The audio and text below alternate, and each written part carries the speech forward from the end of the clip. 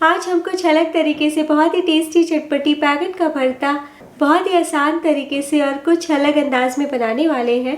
इसका टेस्ट आपको इतना पसंद आएगा कि एक बार खाएंगे तो बार बार बनाएंगे और आप इसे 2 से 3 दिन तक स्टोर करके रख सकते हैं।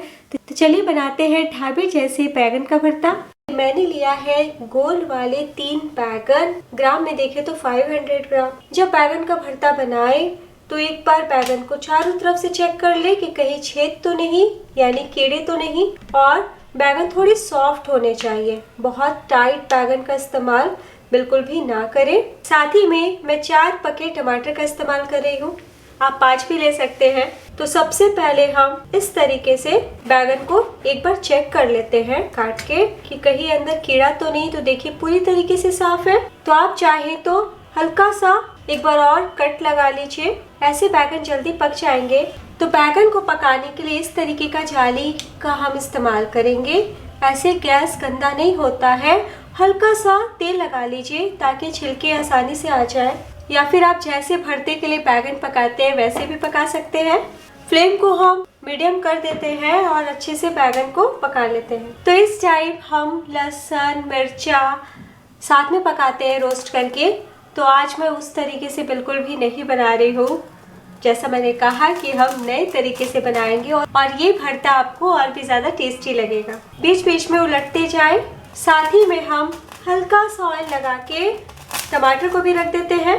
तो देखिए टमाटर भी पक रहे हैं। इसी तरीके से उलटते पलटते हम सेक लेते हैं। तो देखिए उलटते पलटते बैगन टमाटर रोस्ट कर लिए हैं। फ्लेम बंद कर दें। तो काफ़ी गर्म है, हम थोड़ी देर के लिए ठंडा कर लेते हैं। आप पानी में डाल के भी ठंडा कर सकते हैं।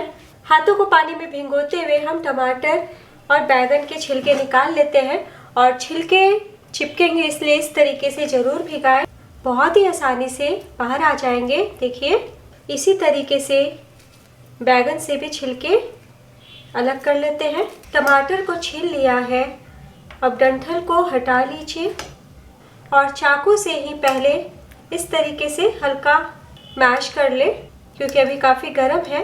तो टमाटर को धीरे से काटिएगा क्योंकि इसमें रस होते हैं ना, तो वो बाहर की ओर ना आ जाए। बस इस तरीके से हमें काट लेना है। बहुत ही अच्छे से पके हैं। और टमाटर का ऊपरी भाग निकाल दीजिए। तो देखिए बैगन टमाटर को बारीक कर लिया है। टमाटर को आप दूसरे प्लेट में भी रख सकते हैं। और इस भरते में मैं एक बड़ा आलू उबला हुआ डाल रही हूँ जिसे छील लिया है। तो बैगन का भरता या चोखा बनाने के लिए एक कढ़ाई में डालिए 2 चम्मच ऑयल। तो यहाँ पे मैं सरसों तेल का इस्तेमाल कर रही हूँ, आप कोई दूसरा कुकिंग ऑयल ले सकते हैं। फ्लेम लो कर दीजिए। तेल गर्म हो चुका है। हाफ टी स्पून जीरा डाल दें, 1/4 टीस्पून राई यानी काली सरसों, 8 से 10 चॉप किया हुआ लहसुन डाल दें। तो इस टाइम हम लहसुन डाल रहे हैं, इसलिए जब बैगन पका रहे थे तब लहसुन या मिर्च को नहीं पकाया था। अब साथ में डाल दीजिए 2 मीडियम आकार का कटा हुआ प्याज। फ्लेम को मीडियम कर दें। अब 1 इंच अदरक डाल दें कद्दूकस करके, 2 कटी हुई हरी मिर्च। अगर आप इस तरीके से बनाएंगे ना दोस्तों भरता, तो इसके साथ आपको कोई भी करी वाली सब्जी भाजी खाने की ज़रूरत महसूस होगी ही नहीं। 30 सेकंड के बाद 1 छोटी चम्मच कश्मीरी लाल मिर्च पाउडर डाल दें। तो कश्मीरी लाल मिर्च डाला है ना, तो भरते का कलर बहुत ही बढ़िया आएगा।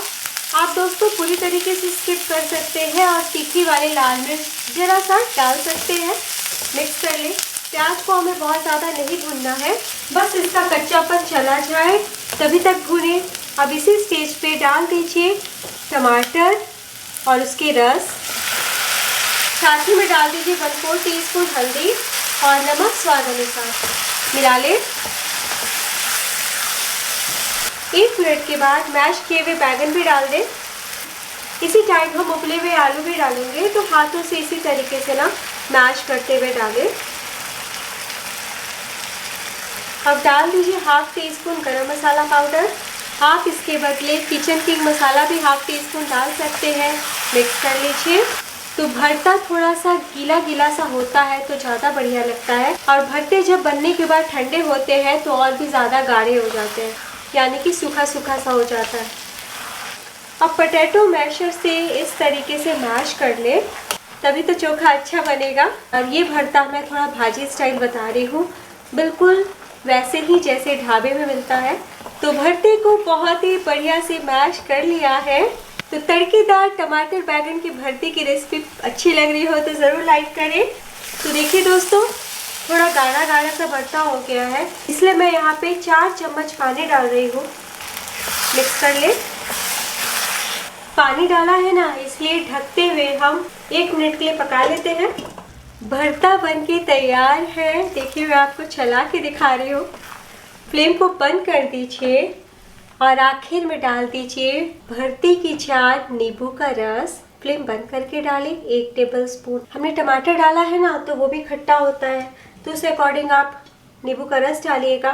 साथ ही में डाल दीजिए आखिर में 1 टेबलस्पून कटी हुई धनिया पत्ती।